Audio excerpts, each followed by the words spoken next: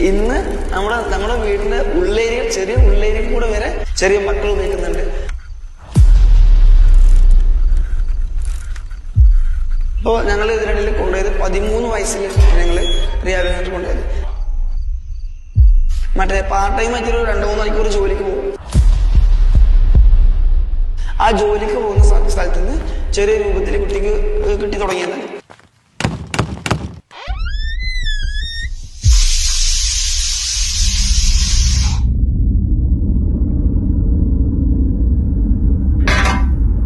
ഇനി ഒരു ദിവസം അവിടെ അവന്റെ ഉമ്മാനെ നമുക്ക് ഭക്ഷണം കഴിക്കാൻ തരുന്ന പ്ലേറ്റ് ഉണ്ടല്ലോ, ആ പ്ലേറ്റ് എടുത്തിട്ട് ഉമ്മാനെ തലക്കടിച്ചിട്ട് ഉമ്മ നിലത്തിടക്കുക.